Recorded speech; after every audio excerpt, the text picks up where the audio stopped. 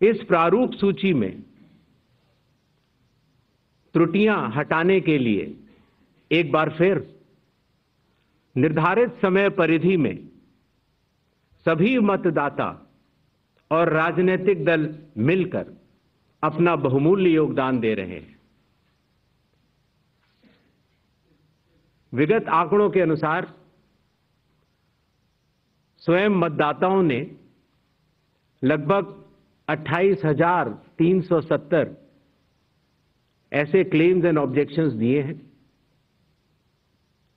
और जो मतदाता 1 जुलाई को 18 वर्ष की आयु पूरी कर चुके हैं या 1 अक्टूबर को 18 वर्ष की आयु पूरे करने वाले हैं, ऐसे 1,03,703 मतदाताओं ने भी अपना आवेदन फॉर्म 6 और डिक्लेरेशन के साथ किया है।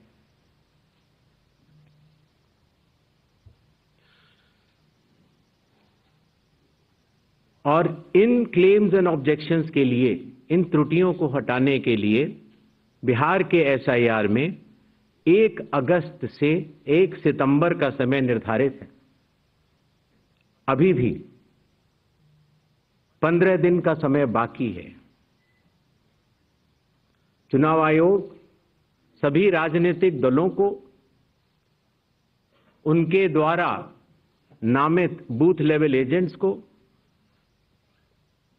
नेशनल लेवल पॉलिटिकल पार्टीज को, स्टेट लेवल पॉलिटिकल पार्टीज को आह्वान करता है कि आने वाले 15 दिनों में जो भी प्रारूप मतदाता सूची उनको दी गई है, उसमें अगर कोई भी त्रुटि हो तो उसको प्रिस्क्राइब्ड फॉर्म के तहत जमा करें। चुनाव आयोग के दरवाजे हमेशा सबके लिए समान रूप से खुले हुए हैं।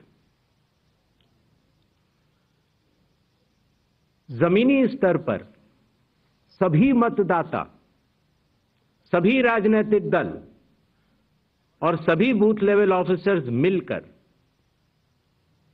एक पारदर्शी तरीके से कार्य कर रहे हैं, सत्यापित भी कर रहे हैं, हस्ताक्षर भी कर रहे हैं और वीडियो टेस्टिमोनियल्स भी दे रहे हैं।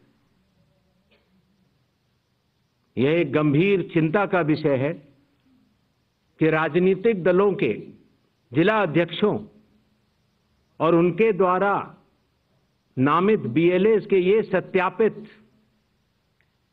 दस्तावेज, टेस्टिमोनियल्स, उनकी आवाज उनके स्वयं के राज्य स्तर के या राष्ट्रीय स्तर के नेताओं तक या तो पहुंच नहीं पा रही है और या फिर जमीनी सच को नजरअंदाज करते हुए भ्रम फैलाने की कोशिश की जा रही है। सत्य तो यह है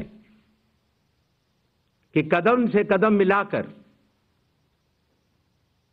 सभी स्टेक होल्डर्स बिहार के एसआईआर को पूर्ण रूप से सफल बनाने के लिए कटिबद्ध हैं, प्रयत्न कर रहे हैं और कठिन परिश्रम कर रहे हैं। जब बिहार के 7 करोड़ से भी अधिक मतदाता चुनाव आयोग के साथ खड़े हैं,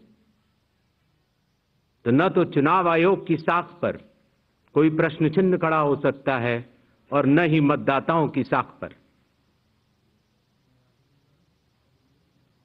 कानून के अनुसार अगर समय रहते मतदाता सूचियों में त्रुटियां साझा न की जाएं,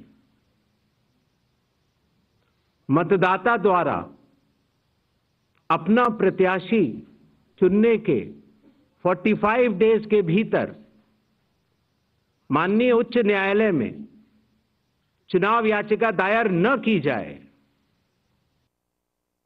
और फिर वोट चोरी जैसे गलत शब्द के जनता को गुमराह करने का असफल प्रयास किया जाए, तो यह भारत के संविधान का अपमान नहीं तो और क्या है। जहां तक कि मशीन रीडेबल मतदाता सूची का सवाल है, माननीय सुप्रीम कोर्ट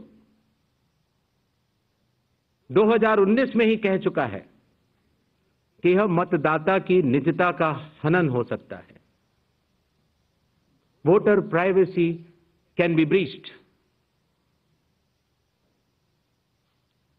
हमने कुछ दिन पहले देखा कि कई मतदाताओं की फोटो उनकी अनुमति के बिना मीडिया के समक्ष रखी गई, उनके ऊपर आरोप लगाए गए, उनका इस्तेमाल किया गया।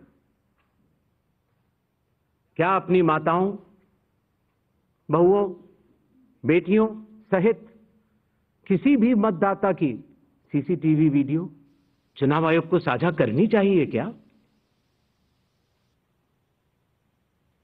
मतदाता सूची में जिसका नाम होता है वही अपने प्रत्याशी को चयनित करने के लिए वोट डालता है।